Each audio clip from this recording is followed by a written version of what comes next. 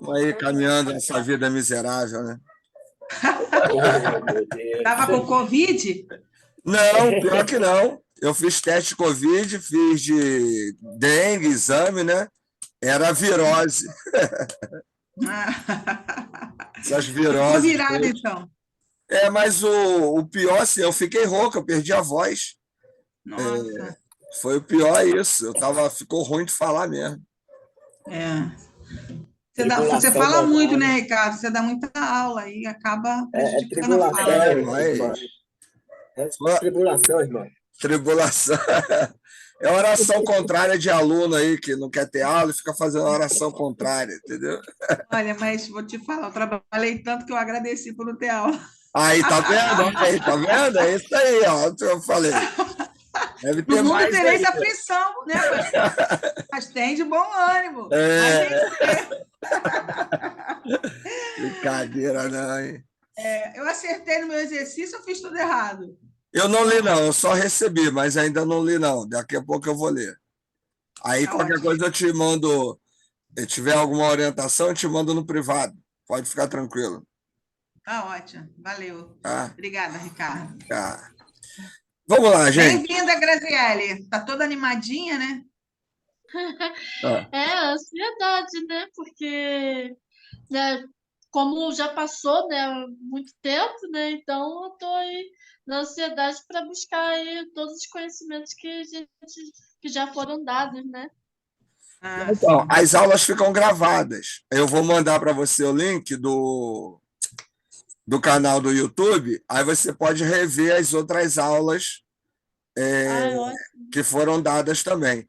A aula que eu não dei foi semana passada, cada voz, mas eu mandei um vídeo.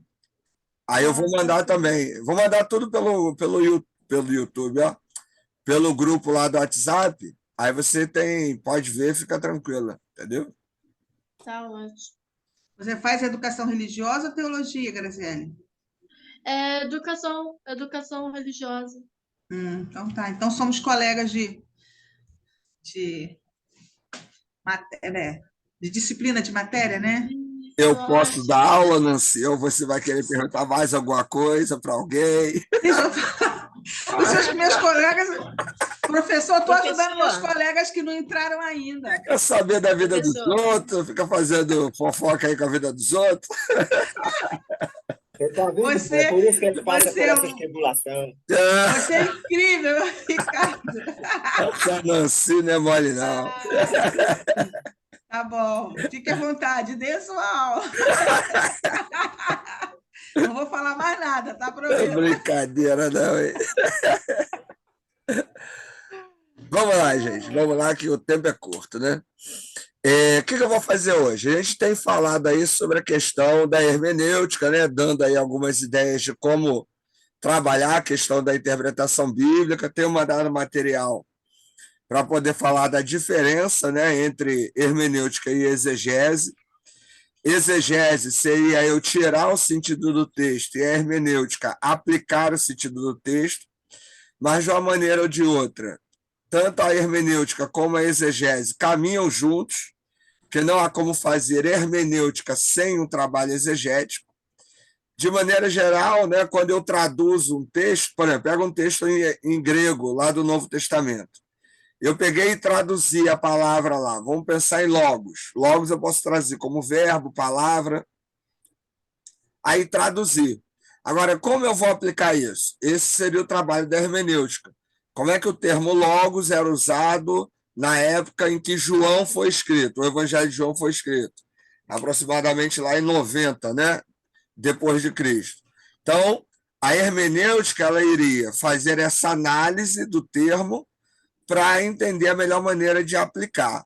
Mas, para isso, é necessário vencer alguns obstáculos, né? A gente tem conversado sobre isso, e hoje eu queria trazer um material mais sistematizado sobre essa questão. E aí um texto do livro aí sobre interpretação bíblica, né, do Roy Bezuc, falando sobre os abismos que nós temos quando trabalhamos a interpretação bíblica e, obviamente, desenvolvemos o trabalho hermenêutico. Né? Então, eu vou lendo o texto aqui, vocês tiverem alguma pergunta, alguma dúvida, só manifestar aí, a gente vai tirando dúvida na medida do possível, tá certo? Tá todo mundo vendo aí o texto, né? Tá aparecendo aí para todo mundo? Sim, professor. Legal. Tá? Então, beleza. Então, vamos lá. Interpretação bíblica. Meios de descobrir a verdade da Bíblia. Temos, portanto, né, a responsabilidade de procurar conhecer a verdade conforme exposta na palavra de Deus. Isso é imprescindível para a nossa própria vida espiritual e para ajudarmos eficazmente os outros. Quando transmitimos a palavra de Deus, seja em aconselhamentos individuais, seja ensinando na escola dominical ou num grupo de estudo bíblico, com base no nosso entendimento das Escrituras, sem dúvida alguma, influenciará outras pessoas. Suas vidas estão em nossas mãos. O processo de entendimento da Bíblia dura a vida toda. Ao estudar a palavra, você se pergunta: o que quer dizer isso? Esse conceito está certo? Então, o desafio de descobrir o verdadeiro sentido de uma passagem é um desafio intelectual e espiritual fascinante. A gente não pode esquecer, né, gente? Aí, claro que entendemos que a Bíblia ela é inspirada por Deus, né? Tem a participação divina, mas ela é um texto escrito por seres humanos dentro de um contexto histórico, cultural, social e político específico, dentro de uma língua específica. Então, quando a gente vai trabalhar qualquer texto da Bíblia, seja o antigo ou o novo, a gente precisa ter isso em mente. Então, para estudar, a gente já até mostrou, né, alguns materiais, a gente vai estar mostrando sempre que possível, né, alguns materiais, mas não tem como estudar a Bíblia sem ler, né, sem ter um comentário, sem ter uma introdução que nos ajude a entender o significado do texto, né?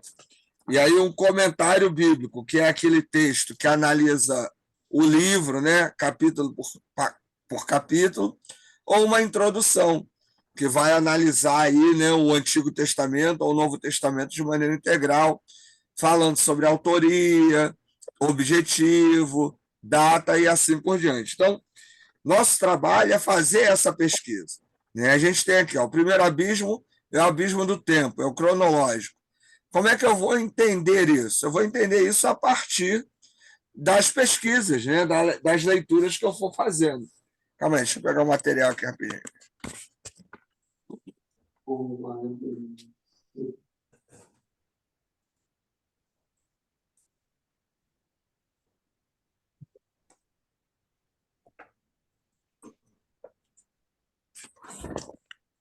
Só lembrando aqui, né? Por exemplo, eu tenho aqui, ó, isso aqui é uma introdução, né? Alguns de vocês até têm aí, que é do Isidoro Mazzarolo.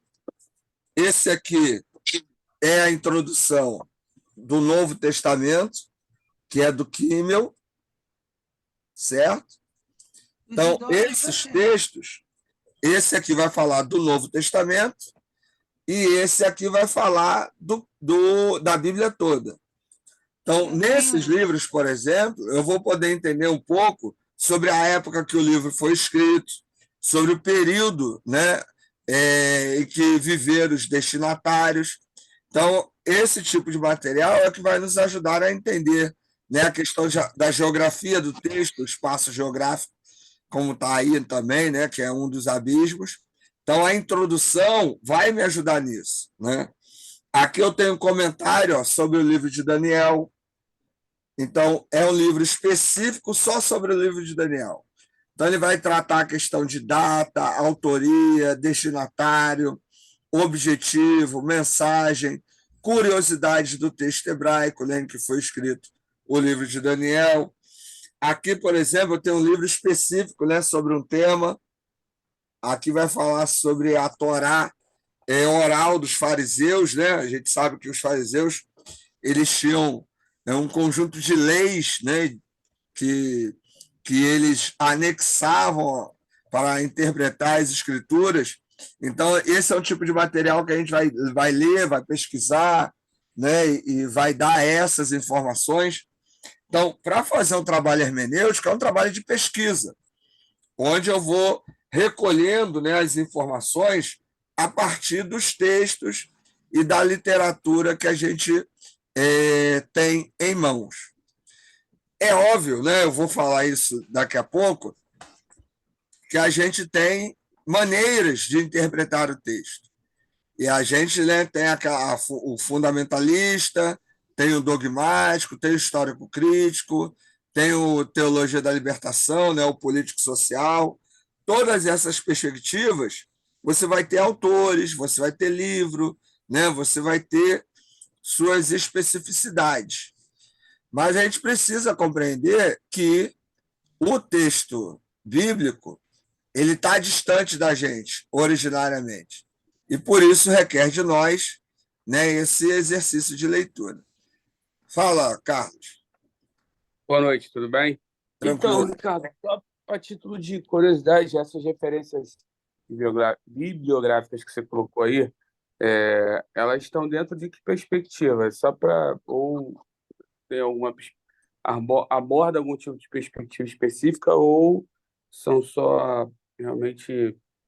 Não, nesse texto aqui não está abordando nenhuma perspectiva, não.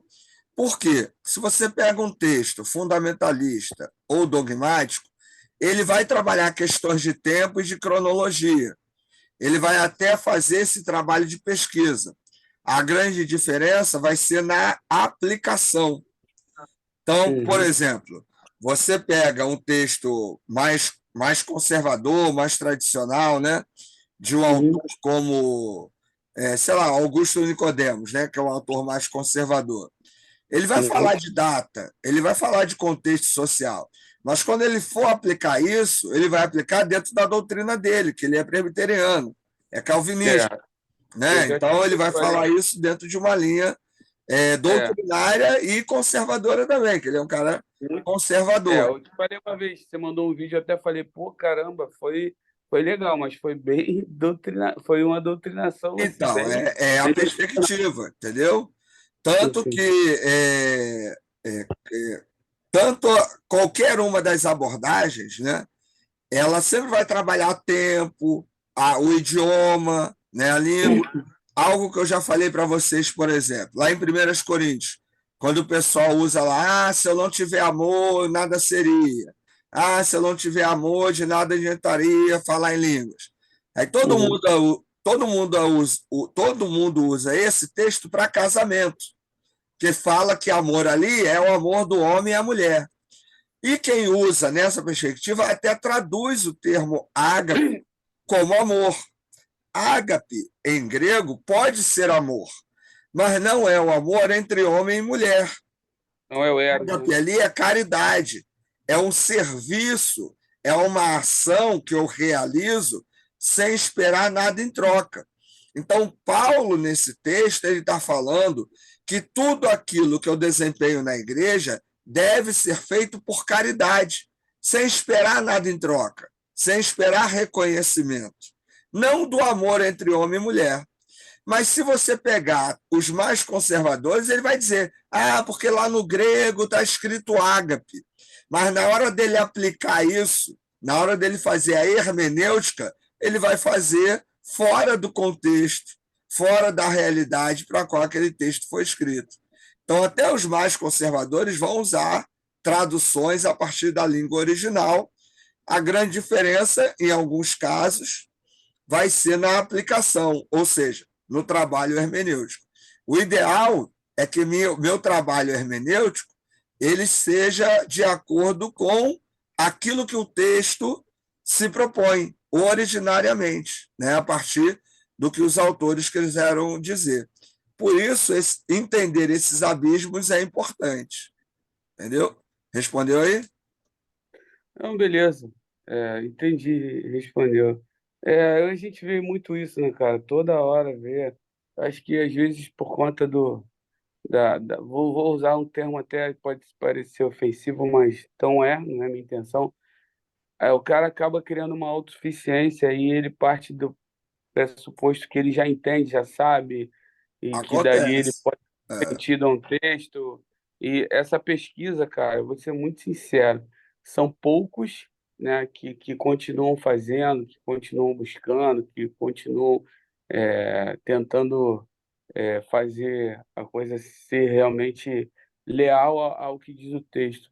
Porque a Sim, maioria pega e vai dar enfim, dar uma conotação pessoal, uma interpretação, né? Como você sempre fala, sim, e por aí vai, irmão. Acho que a gente vê muito isso. E essa fidelidade aí à hermenêutica, a responsabilidade de levar algo para alguém que realmente seja o que o texto quer dizer, ou sendo o que o texto realmente quer dizer, é bem difícil você manter isso aí. Tem que ter muito equilíbrio, muita maturidade, vamos colocar assim. sim, é Eu acho que importante, com certeza. Eu diria o seguinte: hoje a gente tem muito material, né? Hoje a gente tem, com o avanço aí das tecnologias, né, da internet, hoje dá para pesquisar muita coisa e de graça, né? Porque o material de sim, teologia é caro, mas sim, dá para sim, você pesquisar muita coisa de graça, né? Então vale a pena. sim, Vamos sim, lá, sim. vamos pegar aí alguns abismos aí, ó.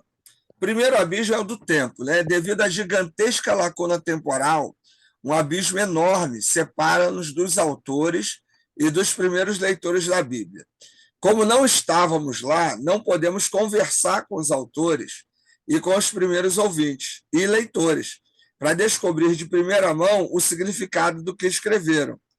Isso, assim, é um negócio que a gente tem sempre que lembrar. Por isso que eu preciso do apoio de material de pesquisa, de material de leitura, de material de estudo. Então, quando a gente lê lá em Mateus 1, né? Livro da genealogia de Jesus Cristo, filho de Davi, filho de Abraão. Poxa, o que o autor quis dizer com a expressão filho de Davi, filho de Abraão? Muita gente vai dizer que a expressão filho de Davi tem a ver com descendência, mas não é. Até porque Jesus não era descendente de Davi. A expressão filho de Davi é um elogio, é um adjetivo. Por quê? Porque todo menino que nascia, ele poderia ser o Messias prometido. Então, ele era chamado de filho de Davi.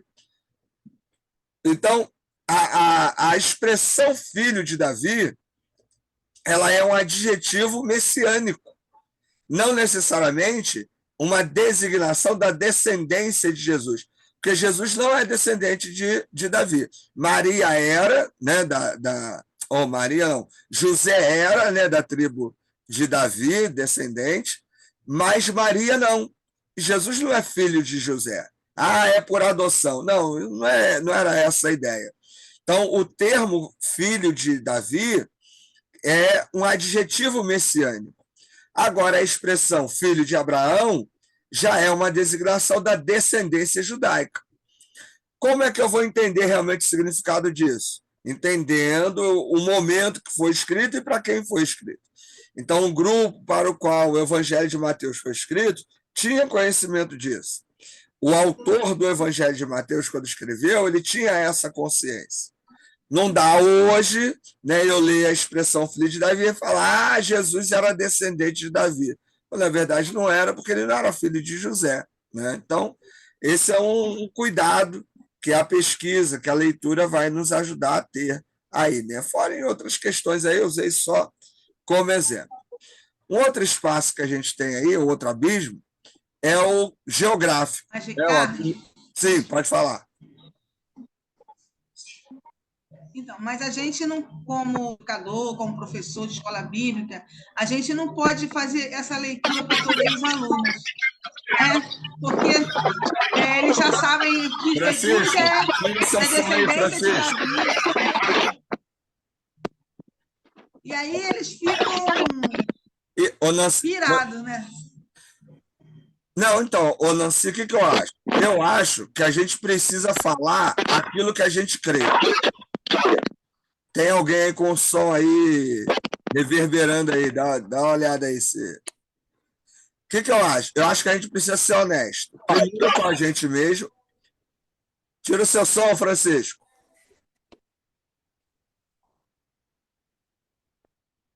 Deixa eu mutar o Francisco, que ele, acho que ele tirou. A gente precisa, eu acho que, em primeiro lugar, a gente precisa ser honesto com a gente mesmo. Eu acho que a gente só pode ensinar e falar aquilo que a gente crê. Então, por exemplo, se você está estudando, está pesquisando, e você acredita que a expressão filho de Davi não é descendência, você tem que explicar isso e passar isso para as pessoas. Agora, existe a maneira como você vai construir isso. Eu sempre falo, né? Você não vai no púlpito, que é um espaço pequeno, é um espaço onde você trabalha só a mensagem do texto, chegar e falar assim: Jesus não é descendente de Davi. Por quê? Você não vai conseguir explicar, você não vai ter tempo hábil.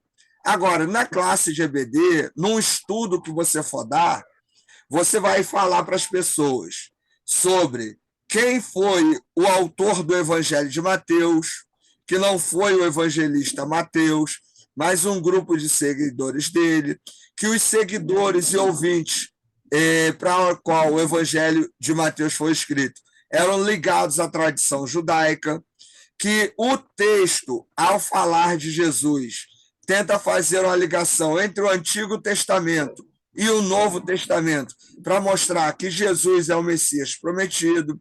Você vai falar que as características literárias do Evangelho de Mateus são todas ligadas às tradições judaicas, e aí você vai desenvolvendo e dando base, dando fundamento, para que os seus ouvintes compreendam aquilo que você está falando. Eles podem até não concordar, assim como vocês não precisam concordar com o que eu falo, mas vocês precisam entender, né? O aluno também lá, né? O seu ouvinte precisa entender o seu ponto de vista. Por quê? Eu acho que é nosso papel ser honesto. Eu já até comentei isso em algumas aulas, né? Não concordo com aqueles que dizem assim: para a igreja você tem que falar de um jeito e para outro grupo você fala de outro jeito, porque não dá para falar conteúdo para todo mundo. Eu acho isso desonesto. Eu acho que você tem que falar o conteúdo para todo mundo, não esconder. Só que alguns conteúdos você vai dar uma base, você vai estruturar para construir aquele conteúdo, mas não deixar de falar, certo? E outra, se a gente vai falar e ensinar algo, a gente tem que saber esse algo, né? Também não dá para repetir algo que a gente ouviu ou conhece superficialmente. Então, se você tem domínio desse assunto, você vai poder levar esse assunto para jovem, para adulto, para idoso, né? Você vai ter ali a habilidade de construir isso e passar da melhor maneira possível. Então, eu acho que é possível, mas a gente tem que conhecer o suficiente para construir uma base, para passar esse ou outros conhecimentos de maneira saudável, mas não deixar de falar. Eu particularmente, não sou muito fã dessa ideia de esconder ensinamento. Porque a igreja não está preparada. Às vezes a gente coloca em xeque né, a capacidade do outro, mas eu acho que a nossa tarefa é falar a verdade. E falar a verdade requer trabalho, requer estudo, entendeu? Então, eu acho que é possível e necessário. Mas é preciso construir aí uma boa base, beleza? Vamos lá, então. Outra bispa aí... Sim, pode falar. Pode falar. Já falou. Outro abismo aí que é o geográfico, né? Atualmente, a maior parte dos leitores da Bíblia vive a milhares de quilômetros de distância dos países onde se deram os fatos bíblicos. Foi no Oriente Médio, no Egito e nas nações mediterrâneas meridionais da Europa, de hoje, né? Que as personagens bíblicas viveram e peregrinaram. A área estende-se desde a Babilônia, no que hoje é o Iraque, até Roma, e talvez até a Espanha, se é que Paulo foi até lá. Essa distância geográfica deixa-nos em desvantagem. Pensa o seguinte: quando se fala, Jesus fez lá o Sermão do Monte. Por que Jesus foi para o monte? Porque era uma região que tinha muito monte. Era uma região que tinha um monte. Agora, aí em Nova Iguaçu, Jesus vai fazer Sermão do Monte em Nova Iguaçu, vai levar tiro. Não dá hoje, né? Tem alguns grupos religiosos que vão para o monte, né? Vai orar no monte e tal. Meu irmão, dependendo do lugar que você for, vai levar tiro. Não porque Jesus foi, eu vou também. Não é assim, né? A formação do local levava Jesus a tomar algumas atitudes. Jesus pregou no barco, né, do mar para a terra, porque era a maneira de poder alcançar, né, mais as pessoas, o vento ajudava. Enfim, a geografia do local é diferente. A própria Terra Prometida, né, um lado é o Mar Mediterrâneo, outro lado é Rio Jordão. Isso ajudava, por isso que o local lá é um local privilegiado, onde muita gente quer, porque você tem ali, né, um acesso fácil ao mar, né, por exemplo. Então, essa perspectiva nem sempre a gente vai ter, né, do local. Quando os autores dos Salmos, né, falam sobre os montes, falam sobre os vales, né, a gente tem que entender a região desértica, sem acesso à água, a alimento direito. João comia gafanhoto, né? Aí o pessoal, ele comia o gafanhoto, o inseto, aí tem gente que diz, não, o gafanhoto era uma planta, mas gafanhoto se come, né, em regiões de deserto. Se come inseto, né? É uma forma de alimento. Então, assim, é necessário conhecer isso. Como é que eu vou fazer isso?